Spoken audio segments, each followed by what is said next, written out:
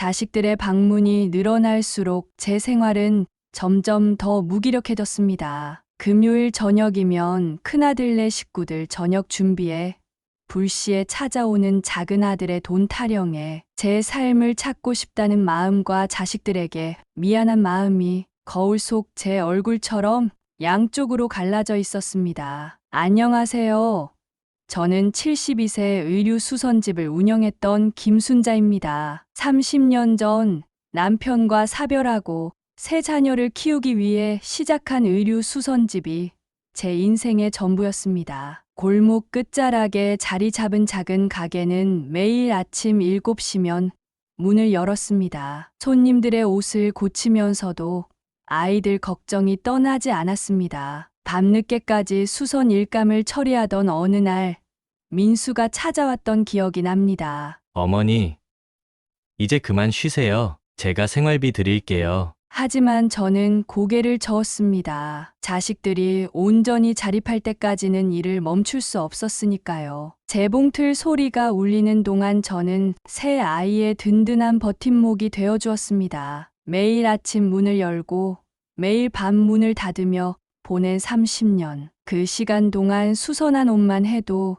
수만 벌은 될 것입니다. 바늘에 찔린 손가락은 이제 굳은 살이 100여 감각이 무뎌졌지만 그만큼 제 자식들은 단단하게 자라주었습니다. 작년 겨울 마지막으로 가게 문을 닫던 날 30년간 제 곁을 지켜준 재봉틀을 어루만졌습니다. 이제는 더 이상 수선할 옷도 채워줄 밥그릇도 없습니다. 하지만 그것이 제가 바라던 모습이었기에 마지막 날 가게 문을 닫으며 웃을 수 있었습니다. 처음으로 아무것도 하지 않아도 되는 아침을 맞이했습니다. 30년 만에 처음으로 해가 뜨는 것을 여유롭게 바라보았습니다. 더 이상 서둘러 가게 문을 열 필요도 밀려든 일감을 처리할 필요도 없었습니다. 아이들은 모두 제 삶을 살고 있었습니다. 큰아들 민수는 중소기업 부장으로 승진했다는 소식을 전해왔고 작은아들 민준이는 자영업을 시작했으며 막내딸 민지는 아이를 낳고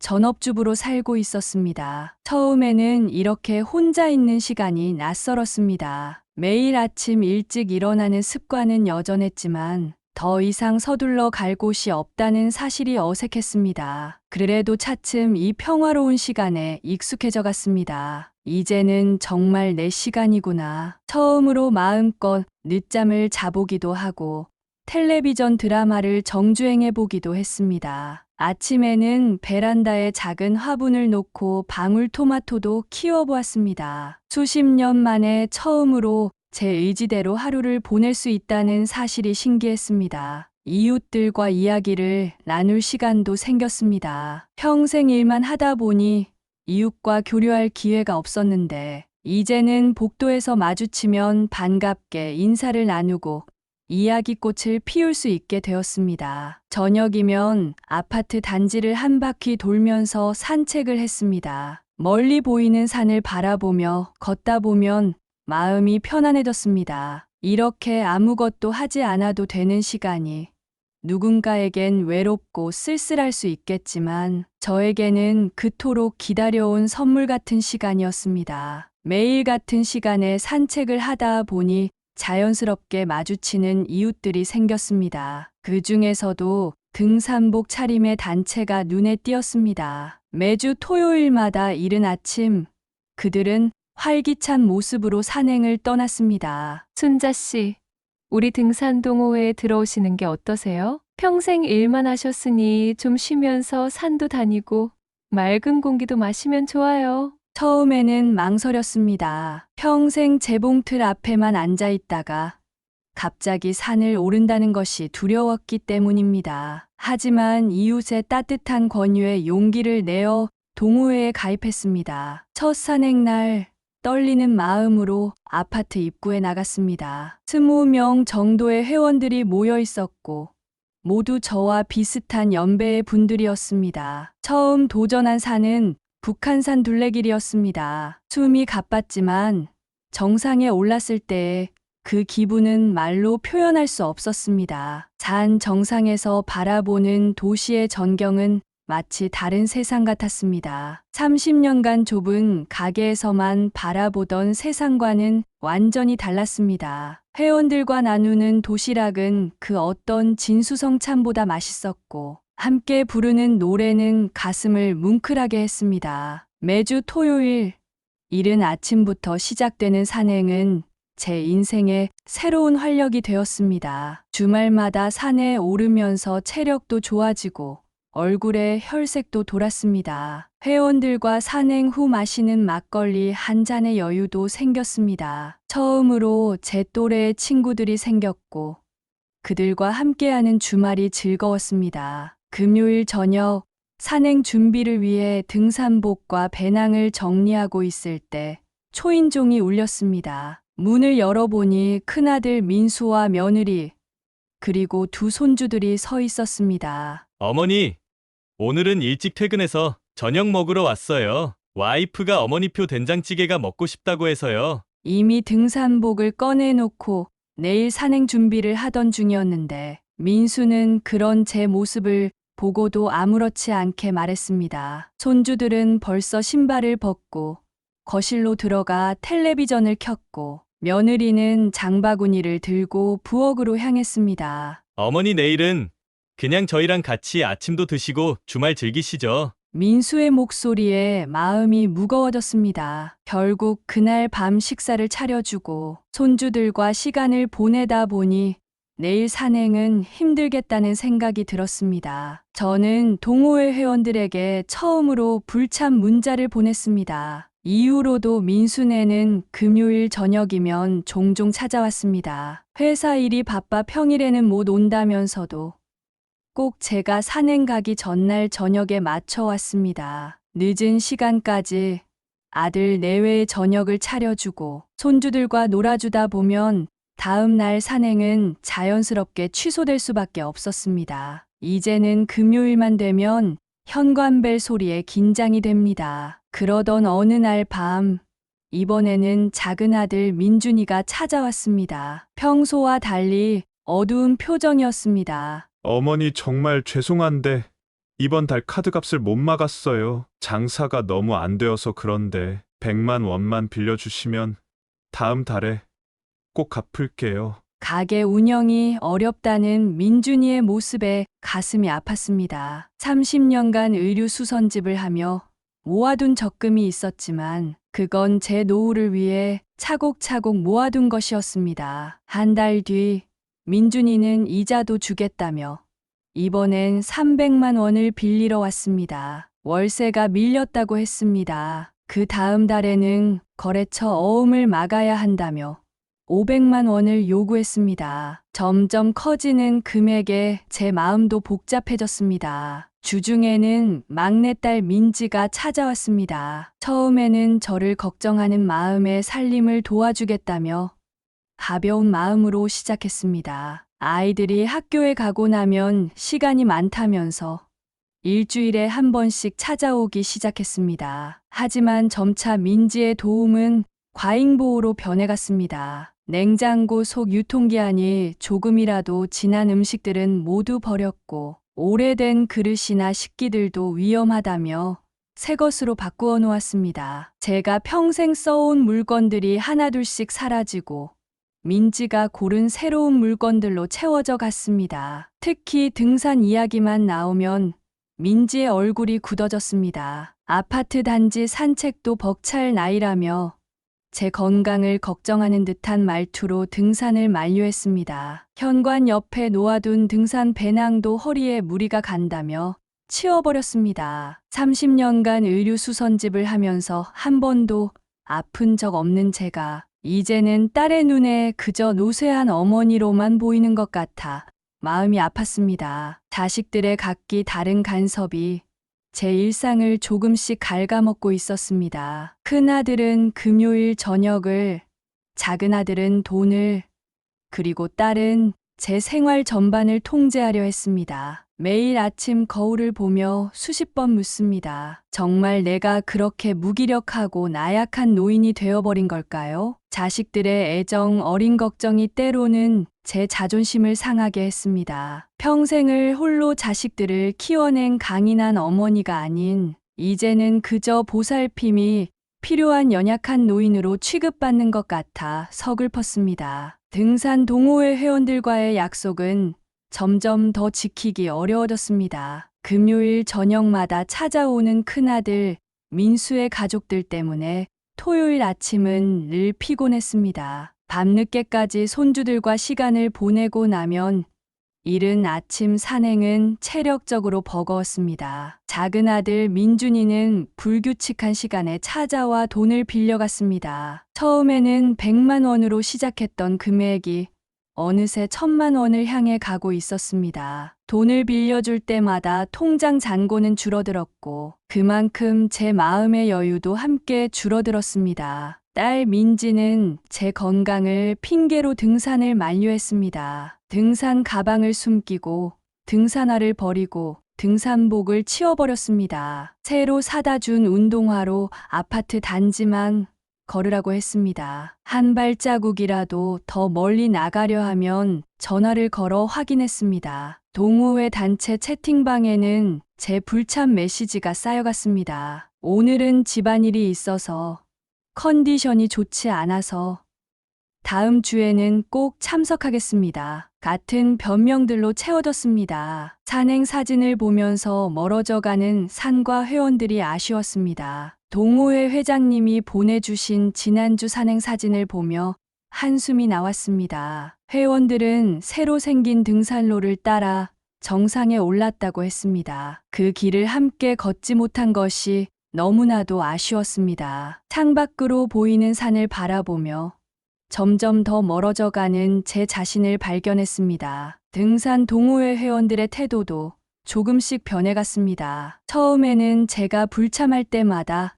안부 전화를 주시던 회장님도 이제는 연락을 줄이셨습니다. 단체 채팅방에서도 제 존재감은 점점 희미해져 갔습니다. 단체 채팅방에서는 새로운 등산 계획과 일정들이 활발하게 공유되었습니다. 회원들은 서로의 등산 인증 사진에 댓글을 달며 격려했지만 저는 그저 작은 하트 이모티콘만 누를 뿐이었습니다. 실제로 산에 오르지 못하는 제가 그들의 이야기에 끼어들 자격이 있을까 망설여졌습니다. 봄이 되어 동호회에서 벚꽃 산행을 간다는 소식을 들었습니다. 작년에는 제가 앞장서서 계획했던 코스였습니다. 하지만 올해는 아무도 저에게 참석 여부를 묻지 않았습니다. 당연히 못 올 거라고 생각했던 걸까요? 제 방 한켠에 놓인 등산화를 바라보며 서글픈 마음이 들었습니다. 결국 등산 동호회는 제게 또 다른 가족이 될 수 있었던 소중한 인연이었습니다. 하지만 그 인연마저 자식들의 간섭으로 인해 점점 멀어져 가고 있었습니다. 아침에 일어나 제일 먼저 하는 일은 창밖에 보이는 산을 바라보는 것입니다. 예전에는 그 산이 저를 부르는 것 같아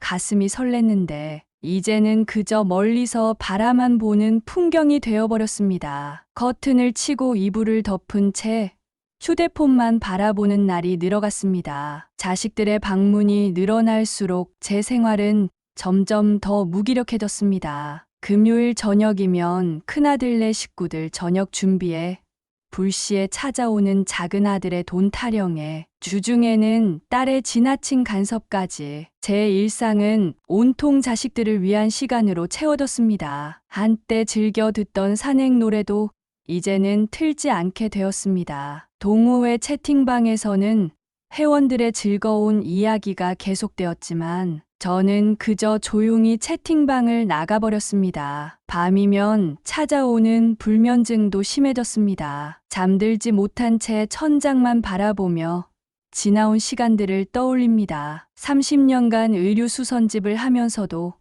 이렇게 무기력했던 적은 없었습니다. 그때는 힘들어도 내일의 희망이 있었는데 지금은 내일도 모레도 달라질 것 없는 하루가 이어질 뿐입니다. 거울 속 제 모습은 점점 초라해져 갔습니다. 환하던 웃음기가 사라지고 당당하던 눈빛도 흐려졌습니다. 거실 소파에 앉아 제 일상을 돌아보았습니다. 의류수선집을 그만두고 처음 찾았던 그 자유로움이 무색하게 지금의 생활은 또 다른 형태의 구속이 되어버렸습니다. 문득 재봉틀 앞에 앉아있던 시절이 그리워졌습니다. 그때는 비록 몸은 고됐지만 제 의지대로 살아갈 수 있었습니다. 늦게까지 일하고 싶으면 일했고 쉬고 싶을 때는 쉬었습니다. 하지만 지금은 자식들의 스케줄에 맞춰 제 하루가 좌우되고 있었습니다. 창밖으로 보이는 산을 바라보며 생각했습니다. 은퇴 후 처음으로 제 의지로 시작한 등산이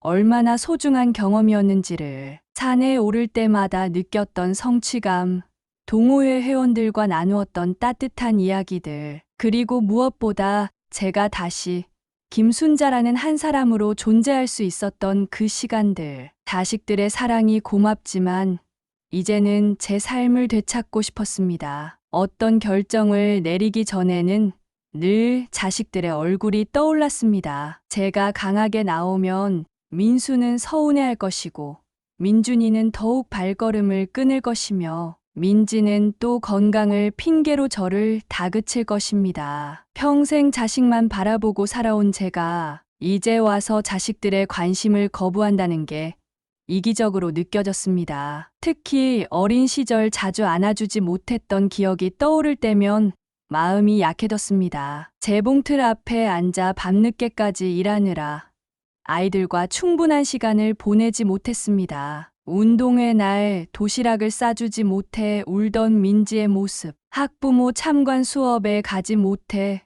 서운해하던 민수의 표정, 새 운동화를 사달라는 민준이의 부탁을 거절했던 순간들이 떠올랐습니다. 자식들의 어린 시절 사진을 보면서 생각했습니다. 그때 제대로 해주지 못한 것들에 대한 보답으로 지금이라도 자식들이 원하는 대로 살아주는 게 맞는 걸까요? 제 삶을 찾고 싶다는 마음과 자식들에게 미안한 마음이 거울 속 제 얼굴처럼 양쪽으로 갈라져 있었습니다. 동호회 회원들이 보내준 등산 사진을 보면서도 마음이 무거웠습니다. 산에 오르고 싶은 마음은 간절했지만 그만큼 자식들을 실망시키고 싶지 않았습니다. 누군가는 제게 당신 인생이라고 하고 싶은 대로 하라고 말하지만 30년을 넘게 자식들을 위해 살아온 제게는 그렇게 쉬운 선택이 아니었습니다. 매일 밤 잠들기 전 기도했습니다. 자식들을 실망시키지 않으면서도 제 삶을 찾을 수 있는 방법을 찾게 해달라고. 하지만 그 답은 쉽게 찾아지지 않았습니다. 결단이 필요한 시점이었습니다. 거울을 보며 스스로에게 물었습니다. 과연 이대로 살아가는 것이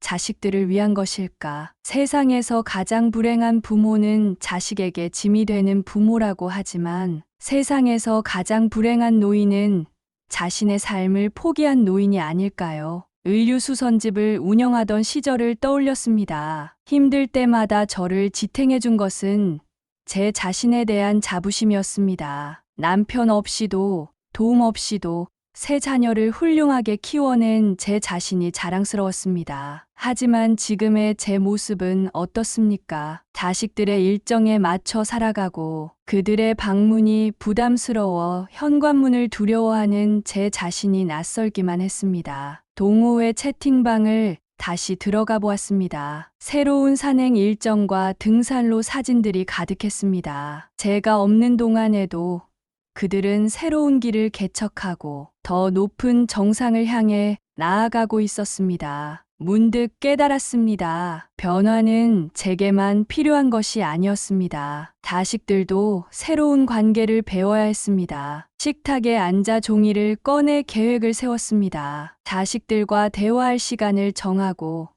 제 생활 방식을 설명할 내용을 정리했습니다. 무조건적인 거절이나 냉담한 태도가 아닌 서로를 이해하고 존중하는 방향으로 관계를 재정립하고 싶었습니다. 산바라기 커피숍, 이곳은 등산 동호회 회원들이 자주 모이던 장소입니다. 오랜만에 회장님께 연락드려 만남을 청했습니다. 창가 자리에 앉아 기다리는 동안 창밖으로 보이는 산이 마치 저를 꾸짖는 것만 같았습니다. 팔순을 바라보는 회장님은 여전히 등산화 끈을 단단히 조이고 산을 오르시는 분이었습니다. 그런 회장님께 제 고민을 털어놓았습니다. 자식들의 걱정, 어린 간섭, 점점 사라져가는 제 일상에 대한 이야기를 꺼내자 회장님은 오랫동안 말없이 제 이야기를 들어주셨습니다. 준자 씨, 우리가 산에 오르는 이유가 뭐라고 생각하나? 단순한 질문 같았지만 깊이 생각해 볼수록 답하기 어려웠습니다. 회장님은 찻잔을 천천히 들어 올리며 말씀하셨습니다. 산에 오르는 것은 단순히 정상에 도달하는 것이 아니라 자신의 한계를 극복하고 새로운 자신을 발견하는 여정이라고, 그동안 우리는 함께 그 여정을 걸어왔다고. 회장님의 말씀은 제 마음 속 깊이 파고들었습니다. 등산은 단순한 취미가 아니었습니다. 그것은 제가 다시 한번 스스로를 증명할 수 있는 제 자신을 되찾는 시간이었습니다. 하지만 자식들의 걱정이라는 이름의 간섭 앞에서 그저 순순히 물러서고 있었던 것은 아닐까요? 커피숍을 나서며 회장님께서는 다음 주 산행 일정표를 건네주셨습니다. 새로운 등산 코스였습니다. 아직 늦지 않았다는 회장님의 말씀에 뜨거운 것이 모굴대를 타고 올라왔습니다. 산바라기 커피숍을 나와 동호회 회원들과 마주했습니다. 몇 달 만에 보는 얼굴들이었지만 반갑게 맞아주시는 모습에 마음이 따뜻해졌습니다. 불현듯 한 회원님이 당신의 이야기를 들려주셨습니다. 격리로 일하다 은퇴하신 박 여사님은 자녀들의 지나친 보살핌 때문에 우울증까지 겪으셨다고 했습니다. 하지만 등산을 통해 자신만의 시간을 만들기 시작하면서 가족과의 관계도 새롭게 정립했다고 했습니다. 처음에는 반대하던 자녀들도 산행 후 달라진 어머니의 모습을 보며 이해하기 시작했다고 합니다. 한약방을 운영하시다 은퇴하신 최 여사님도 비슷한 경험을 들려주셨습니다. 주말마다 찾아오는 자녀들 때문에 등산을 포기할 뻔했지만 오히려 당당하게 자신의 일정을 밝히고 지키니 자녀들이 먼저 물러서더라고 했습니다. 다들 저와 비슷한 고민을 안고 살아가고 있었습니다. 하지만 그분들은 이미 그 고비를 넘어 새로운 관계를 만들어가고 있었습니다. 그들의 이야기 속에서 제가 나아가야 할 방향이 보였습니다. 자식들의 사랑을 거절하는 것이 아닌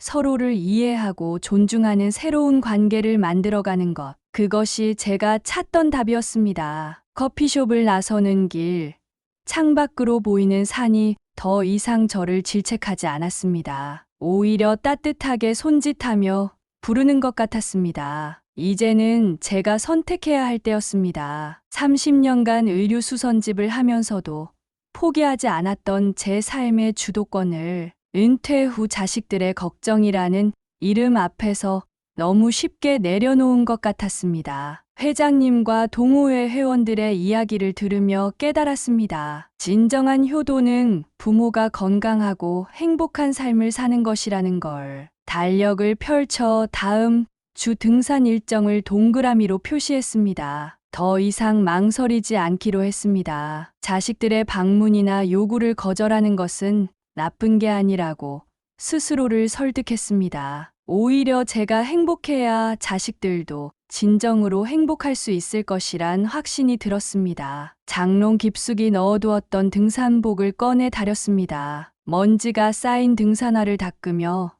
처음 산에 올랐을 때의 설렘이 떠올랐습니다. 등산 배낭을 꾸리고 물통을 채우고 도시락을 준비하면서 가슴이 뛰었습니다. 휴대폰을 집어들었습니다. 더 이상 변명하지 않고 자식들에게 제 선택을 전하기로 했습니다. 자식들이 섭섭해할 수도 있고 서운해할 수도 있겠지만 이제는 제 인생을 제가 선택하고 싶었습니다. 산이 저를 기다리고 있었습니다. 금요일 저녁 예상대로 현관벨이 울렸습니다. 이번에는 달랐습니다. 문을 열기 전 거울을 보며 제 의지를 다잡았습니다. 큰아들 민수와 그의 가족들이 서 있었지만 평소처럼 문을 활짝 열어주지 않았습니다. 현관문을 반쯤 열어둔 채 처음으로 제 입장을 전했습니다. 내일 아침 일찍 산행이 있다는 것.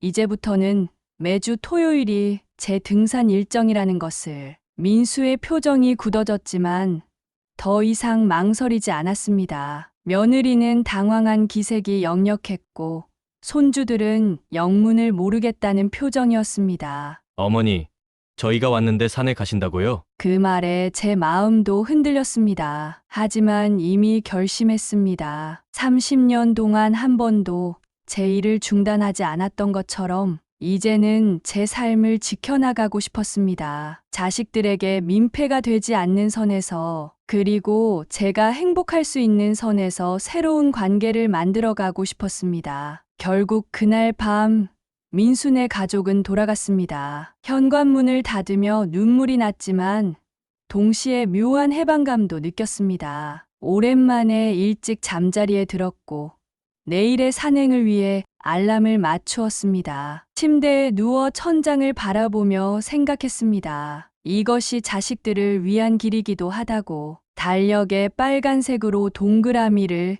그린 날이 늘어갔습니다. 매주 토요일은 산행이라고 하니 큰아들도 점차 금요일 저녁 방문을 자제하기 시작했습니다. 작은아들 민준이가 갑자기 찾아와도 이제는 흔들리지 않았습니다. 등산 준비를 해야 한다는 핑계로 긴 대화를 피했습니다. 때로는 진짜 산행이 없는 날에도 등산복을 입고 배낭을 메었습니다. 딸 민지가 불쑥 들르겠다고 할 때면 산에 간다고 말하고 집을 비웠습니다. 아파트 단지 뒷산을 홀로 걸으며 시간을 보내기도 했습니다. 거짓말처럼 들릴 수도 있지만 이렇게라도 자식들과 거리를 두니 마음이 편해졌습니다. 매일매일 자식들의 일정에 맞춰 살아가는 것보다 가끔 만나서 서로의 안부를 물으며 정다운 대화를 나누는 것이 더 의미 있게 느껴졌습니다. 밤이면 노트에 일기를 썼습니다. 오늘은 어떤 핑계로 자식들의 방문을 피했는지, 그리고 그 시간 동안 저는 무엇을 했는지. 처음에는 죄책감이 들었지만 시간이 지날수록 이런 거리두기가 우리 모두를 위한 것임을 깨달았습니다. 서랍 속에는 등산 지도와 일정표가 가득 쌓였습니다. 때로는 진짜 산행을, 때로는 거짓 산행을 핑계로 삼았지만 그것이 제게는 새로운 삶의 방식이 되어가고 있었습니다. 혼자만의 시간을 가지는 것이 습관이 되어갔습니다. 더 이상 자식들의 방문이 두렵지 않았습니다. 현관문 앞에서 망설이지도 않았고 초인종 소리에 가슴이 뛰지도 않았습니다. 등산이라는 방패막이 생긴 덕분이었습니다. 주말뿐만 아니라 평일에도 규칙적인 일정을 만들었습니다. 월요일과 수요일은 아파트 뒷산 산책, 화요일과 목요일은 수영장을 다녔습니다. 딸 민지가 갑자기 들르겠다고 연락해도 오늘은 수영 가는 날이라고 당당히 말할 수 있게 되었습니다. 집 안의 변화도 시작되었습니다. 거실 한켠에 등산 용품을 정리해 두었고 책장에는 등산 관련 서적들이 꽂혔습니다. 냉장고에는 제가 좋아하는 음식들로 채워 넣었습니다. 딸이 해준다며 싸둔 반찬통들은 조금씩 정리했습니다. 가끔은 아무것도 하지 않는 시간을 가졌습니다. 베란다 의자에 앉아 커피 한 잔을 마시며 산을 바라보는 것만으로도 행복했습니다. TV를 보다가 졸리면 낮잠을 자기도 했고 보고 싶은 책을 읽기도 했습니다. 자식들의 시선을 의식하지 않고 오롯이 제 마음대로 시간을 보낼 수 있다는 것이 얼마나 큰 행복인지 새삼 깨달았습니다. 자식들의 반응은 예상했던 대로였습니다. 큰아들 민수는 더 이상 금요일 저녁에 찾아오지 않았고 전화로 안부를 물을 뿐이었습니다. 통화할 때마다 목소리에서 서운함이 묻어났지만 저는 흔들리지 않았습니다. 작은 아들 민준이는 아예 발기를 끊었습니다. 제가 돈을 빌려주지 않은 이후로 한 달 넘게 연락도 하지 않았습니다. 가끔 동네 마트에서 둘째 며느리를 마주치면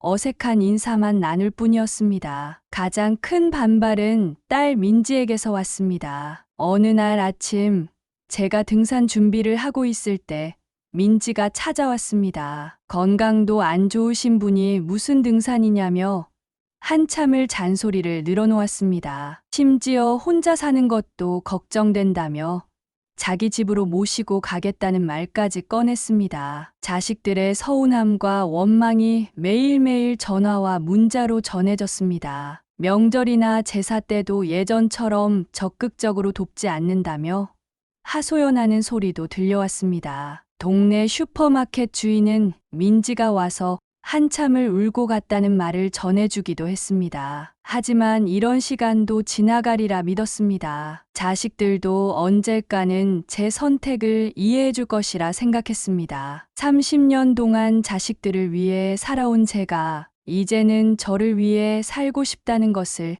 알아주길 바랐습니다. 자식들의 변화는 생각보다 빨리 찾아왔습니다. 가장 먼저 달라진 것은 큰아들 민수였습니다. 어느 날 아침 산행을 마치고 돌아오는 제 모습을 우연히 봤다고 합니다. 땀에 젖은 얼굴이었지만 환하게 웃고 있는 저를 보고 너무 오랜만에 어머니가 웃는 모습을 봤다며 문자를 보내왔습니다. 작은 아들 민준이는 여전히 발기를 끊었지만 명절 때 잠깐 들러 인사를 하고 갔습니다. 더 이상 돈 이야기는 꺼내지 않았고 대신 요즘 장사가 조금씩 나아지고 있다며 조심스레 이야기를 건넸습니다. 그 모습에서 아들의 작은 성장을 발견할 수 있었습니다. 가장 극적인 변화는 딸 민지에게 찾아왔습니다. 제가 등산을 다니면서 건강이 좋아지고 표정이 밝아지는 것을 지켜보더니